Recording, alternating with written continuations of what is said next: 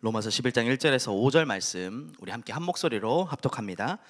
그러므로 내가 말하노니 하나님이 자기 백성을 버리셨느냐? 그럴 수 없느니라. 나도 이스라엘이니요 아브라함의 씨에서 난 자요 베냐민 지파라. 하나님이 그 미리 아신 자기 백성을 너희가 성경이 엘리야를 가리켜 말한 것을 알지 못하느냐? 그가 이스라엘을 하나님께 고발하되 주여 그들이 주의 선지자들을 죽였으며 주의 제단들을 헐어버렸고 나만 남았는데 내 목숨도 쳤나이다 하니 그에게 하신 대답이 무엇이냐? 내가 나를 위하여 바알에게 무릎 꿇지 아니한 사람 7,000명을 남겨두었다 하셨으니 그런즉 이와 같이 지금도 은혜로 택하심을 따라 남은 자가 있느니라. 아멘. 네, 우리 오늘 함께 전도운동 이어나갈 남은 자라는 우리 말씀의 제목으로 우리 은혜를 나누기를 원합니다. 우리에게는 살아가다 보면 참 이런저런 일들이 많아요. 그렇죠?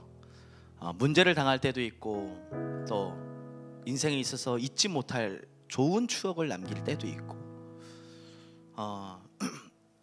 이런저런 상황에 놓여서 힘들어할 때도 있고 또 하나님 앞에 감사할 수 있는 순간도 있습니다. 자, 그런데 여러분 잘 보세요. 세상에 일어나는 일들, 상황들, 환경들, 문제들, 우리가 그 속에 살아가다 보면 어쩌면 우리가 제일 놓치기 쉬운 것이 우리의 정체성이 아닐까라는 생각을 합니다. 그렇죠? 대부분 많은 사람들이 특별히 언제 그 정체성을 놓치냐면 문제 만날 때, 어려움 당할 때, 힘든 일 생길 때면 제일 먼저 우리의 정체성을 놓칩니다. 그래서 다들 어떻게 되냐면 정체성을 놓쳤기 때문에 그 문제 앞에, 일들 앞에, 상황 앞에 착각을 하기 시작해요. 무슨 착각이냐? 나에게 온 이 문제가 나를 마치 멸망시킬 것처럼, 내가 겪는 이 어려움이 마치 나를 실패시킬 것처럼 그렇게 만듭니다. 막 이런저런 문제와 일들을 당하다 보면 우리가 정체성을 놓친 결과로 인하여 그 문제만 보이고 환경만 보이고 상황만 보이니까 그것이 나를 집어삼킬 것처럼 착각하며 살아갈 때가 너무나 많습니다. 그럴 수 있어요. 그 문제가 여러분을 집어삼킬 수 있고 그 문제가 여러분들을 멸망시킬 수 있고 그 문제가 여러분들을 실패로 이끌어갈 수 있어요. 조건은 하나예요. 뭐예요? 만약에 하나님이 여러분들을 구원하지 않으셨다면, 만약에 하나님이 여러분들을 하나님의 자녀 삼지 않으셨다면, 다른 말로 얘기하면 우리가 구원 못 받은 불신자라면 그렇게 될 수 있어요. 문제 때문에, 어려움 때문에, 이런저런 일들 때문에 실패하고 멸망당하고 무너지고 그럴 수 있어요. 그러나 구원받은 하나님의 자녀가 나의 정체성이 맞다면, 이 시대를 살릴 렘넌트라는 하나님이 남겨놓으신 남은 자가 내 정체성이 맞다면 우리는 우리의 삶에 일어나는 크고 작은 문제와 어려움 앞에 망하지 않습니다. 무너지지 않습니다. 실패하지 않습니다. 그럼 뭐예요? 그 속에서 하나님은 우리의 현주소가 무엇이며 우리의 배경이 무엇이며 우리의 신분이 무엇인지를 깨닫기를 원하고 계시는 거예요. 우리에게 일어나는 일들과 사건들과 문제와 환경들 속에 정말 우리의 정체성을 알고 있다면 그 속에서 우리는 뭘 찾게 됩니까? 하나님이 나를 향한 계획하심과 하나님이 이루어 나가시는 그 역사를 볼 수 있게 되는 것입니다. 여러분 보세요. 이스라엘 백성들이 출애굽을 합니다. 양의 피를 바르고 이스라엘 백성들이 그 오래된 430년 동안의 노예 생활에서 빠져나와요. 가는 길에 이런 문제 저런 문제 많았죠.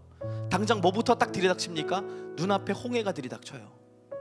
눈앞에 홍해가 들이닥치는데 그때의 이스라엘 백성들은 뭘 놓쳤습니까? 자기가 누군지에 대한 정체성을 놓쳤어요. 아직까지도 자신들이 노예인 줄로 착각했던 거예요. 아직까지 자신들이 애굽 군대에게 쫓겨다니는 그런 신세로만 착각했던 거예요. 양의 피를 발라서 그 애굽의 종살이에서 빠져나왔으면 하나님이 뭐라 말씀하셨어요? 이제는 너희가 내 백성이고 난 너희의 하나님이야. 내가 너희의 모든 삶을 책임지고 인도하는 하나님이야. 그래서 그 증거로 구름 기둥과 불 기둥으로 인도하셨잖아요.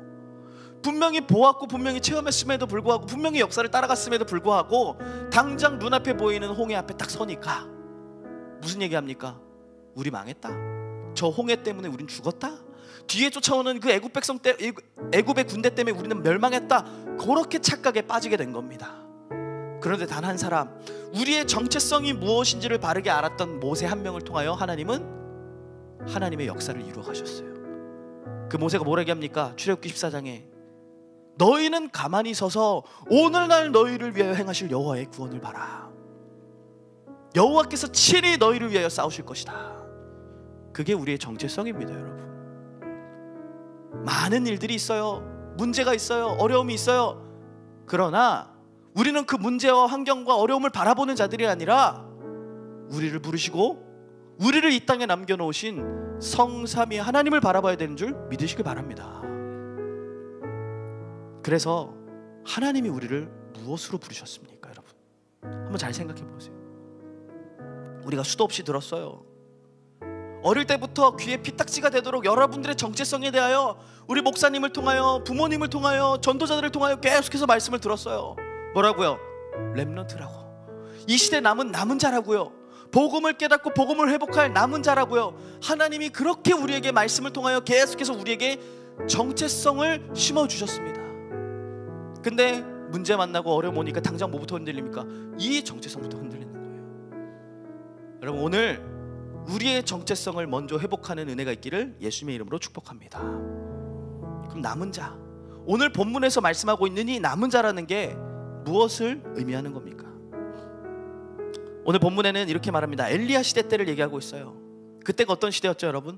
아합 왕이라는 가장 악한 왕, 그리고 그 안에 이세벨 왕비가 북이스라엘을 다스리고 있던 때였어요. 열왕기상 16장 33절에 뭐라고 얘기하냐면 아합 왕이 바알의 신전에 바알을 위한 제단을 쌓고 아세라 상을 만들어 이전의 이스라엘의 모든 왕보다 심히 여호와 하나님을 노하게 하였다라고 말씀하고 있어요.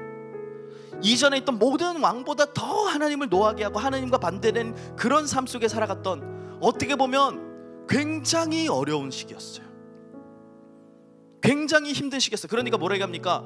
하나님, 그 시대 속에 사역을 하고 있던 엘리야가 자신의 한계를 만나고 하나님 앞에 이렇게 얘기하잖아요. 하나님, 이제 모두가 다 바알에게 무릎 꿇고 모두가 다 우상 숭배하고 이제는 저만 남았습니다. 제가 열심과 특심으로 하나님께 했는데, 이 전도운동 했는데 안 됩니다. 하나님, 저를 차라리 불러가 주세요.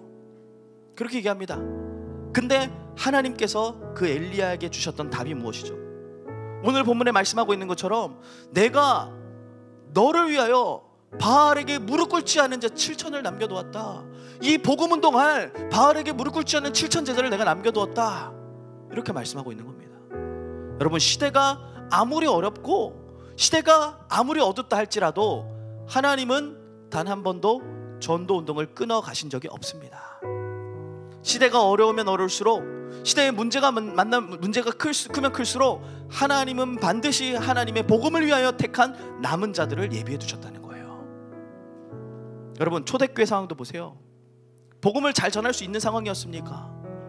핍박과 환난과 어려움들이 계속해서 다가왔습니다.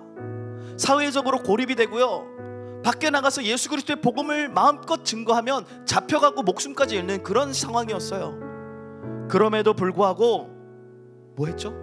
이 복음 가진 남은 자들이 이 전도운동하고 회당운동하고 렘넌트 운동한 결과로 인하여 그 복음이 로마를 완전히 정복하고 전 세계의 복음이 확산되어지는 응답으로 연결되었습니다. 여러분, 지금 이 시대가 어떤 시대죠? 오직 예수 그리스도의 복음, 예수 그리스도의 유일성을 거부하는 시대입니다.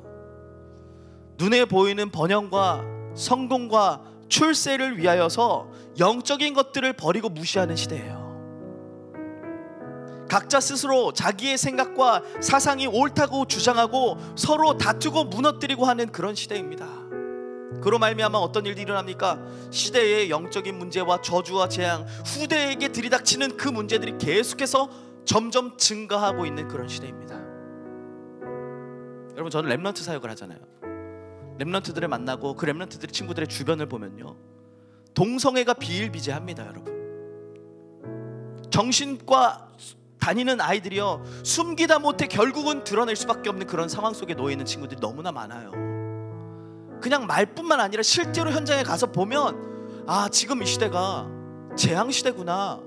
단순히 지금 이 시대뿐만 아니라 앞으로 다가올 시대는 더 큰 재앙으로 우리 후대들을 집어삼키겠구나. 그게 보여져요. 그런데 그럼에도 불구하고 여전히 세상은, 여전히 시대는 복음 말하는 사람들을 핍박하고 공격하고 있는 그런 시대입니다. 그런 가운데 하나님이 우리에게 은혜를 주셨어요. 그래서 그 은혜에 따라 예수님을 그리스도로 믿어 하나님의 자녀된 자들로, 그리고 이 시대의 모든 것들을 회복할 남은 자로 하나님 우리를 부르셨습니다. 남은 자가 누굽니까? 예수 그리스도의 복음이 이 땅의 유일한 해답임을 아는 자예요. 예수 그리스도의 복음만이 세상을 치유할 수 있다라는 결론을 가진 자입니다.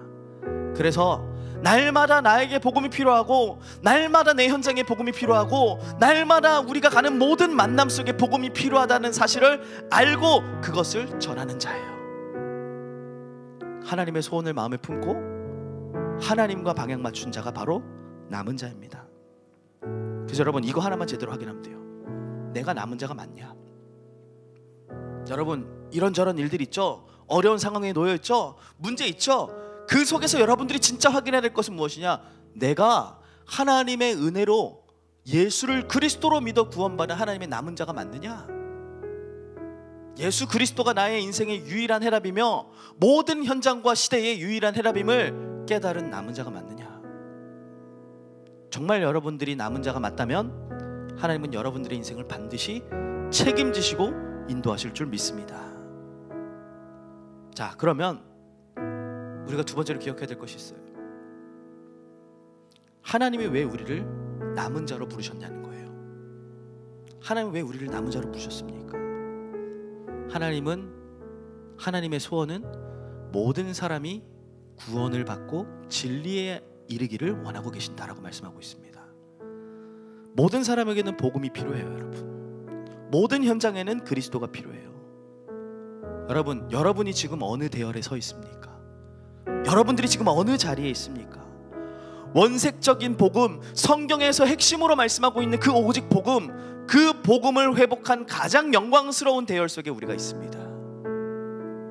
그 복음을 회복한 가장 축복된 대열 속에 우리가 있어요. 지금까지 하나님은 복음 운동과 전도 운동과 렘넌트 운동으로 우리의 모든 삶을 이끌어 오셨습니다. 여러분, 우리가 그 응답을, 그 대열 속에 들어오지 않았다면 어떻게 되었겠습니까? 한번 생각해 보세요. 아직까지도 율법과 종교에 찌들어서 열심과 노력으로 고행을 쌓으며 종교생활을 했을 수도 있어요. 그렇죠? 무엇이 옳고 무엇이 그르며 무엇이 바른 거고 무엇이 틀린지 그런 기준에 매여서 계속해서 싸우고 무너뜨리는 자리에 있을 수도 있어요. 이 축복의 응답 속에, 이 복음의 대열 속에 못 들어왔다면. 그런데 하나님은 우리에게 말씀하세요. 은혜로 예수가 그리스도 되심을 믿어 이 축복의 응답 속에, 대열 속에 들어오게 되었다라고. 여러분, 우리가 잘한 것도 아니에요. 우리가 대단한 걸 이룬 것도 아니에요. 완전한 하나님의 은혜로 말미암아 예수가 그리스도 되심을 깨닫게 하는 그 축복의 대열 속에 하나님이 우리를 부르셨다는 사실을 기억하시기 바랍니다. 하나님의 은혜로 우리를 이곳에 오게 하셨어요. 우리의 행위가 아니라, 우리의 노력이 아니라, 우리의 선행이 아니라, 우리의 방법이 아니라 하나님의 완전한 은혜로 우리를 이곳에 부르셨습니다. 그럼 뭐 해야 될까요?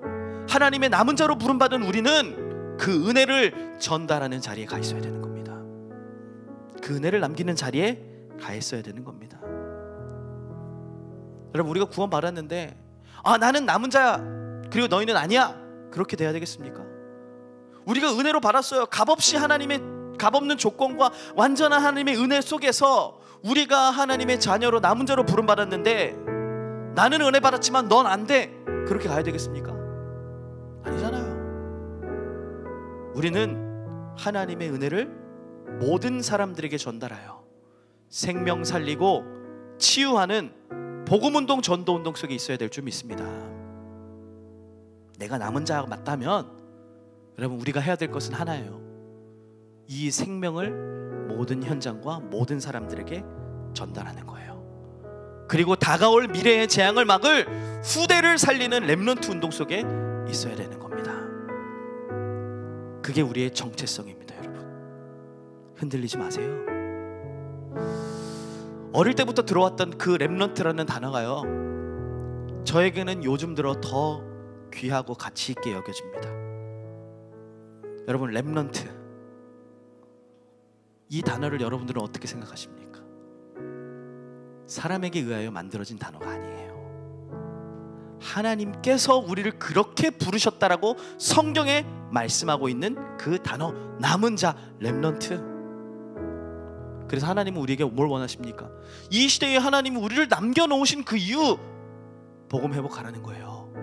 복음으로 생명 살리라는 거예요. 복음으로 교회를 치유하라는 겁니다. 복음으로 후대를 양육하라는 겁니다. 하나님이 우리를 그런 자들로 부르신 줄 믿으시기를 바랍니다.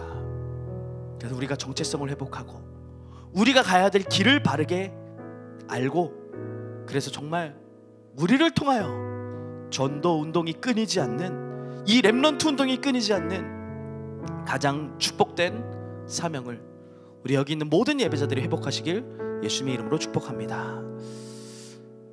마지막 결론으로 한 가지만 말씀드리겠습니다. 요즘 그런 얘기를 많이 해요. 우리가 회개하자, 다시 복음으로 돌아가자. 네, 너무나 맞는 말이에요. 근데 여러분, 회개라는 것은요, 돌이킨다라는 의미를 갖고 있잖아요. 그렇죠? 다시 복음으로 돌아가자, 뭘 말하는 걸까요, 여러분? 하나님이 우리를 무엇으로 부르시는지에 대한 정체성을 회복하자는 얘기입니다, 여러분. 왜 사람들이 자꾸만 이 축복의 대열 속에 있는데 다른 것 하고 다른 방법 쓰고 다른 쪽으로 끌려갑니까? 정체성을 놓친 결과입니다. 왜 사람들이 이 축복된 대열 속에 있으면서, 왜 이 하나님께서 이런 응답 속에 우리를 부르셨으면서 그걸 보지 못하고 자꾸만 세상의 것, 육신의 것을 쫓아갑니까? 결국 정체성을 놓친 결과입니다. 여러분, 우리는 하나님이 이 시대에 남겨놓으신 남은 자입니다. 복음을 회복할 남은 자입니다. 이 정체성으로 우리 다시 돌아갑시다, 여러분. 우리를 부르시고 우리를 남겨놓으신 하나님의 이유를 우리가 다시 한번 확인하는 그 자리로 돌아갑시다. 그래서 진짜 회개 운동은 우리의 정체성으로 돌아가는 거예요. 우리를 처음 부르신 그 우리의 상태로 돌아가는 겁니다. 여러분, 우리 렘넌트 여러분, 이 시대에 하나님이 부르시고 택하신 남은 자 여러분, 전도 운동 이어나갑시다. 렘넌트 운동 이어나갑시다. 하나님이 우리를 이 시대에 남겨놓은 이유입니다. 우리의 정체성을 반드시 회복하는 그런 축복된 은혜 속에 있기를 예수님의 이름으로 축복합니다. 우리 함께 기도합시다. 하나님이 우리를 남은 자로 부르심에 감사합니다. 우리의 정체성을 바르게 알고 또 이 정체성이 우리의 사명으로 확인되어지는 전도운동 이어나갈 남은 자의 축복 속의 대열 속에 우리의 인생이 있게 하여 주시옵소서. 우리 언약 붙잡고 같이 함께 합심으로 기도합시다. 기도합니다. 하나님 아버지, 감사합니다.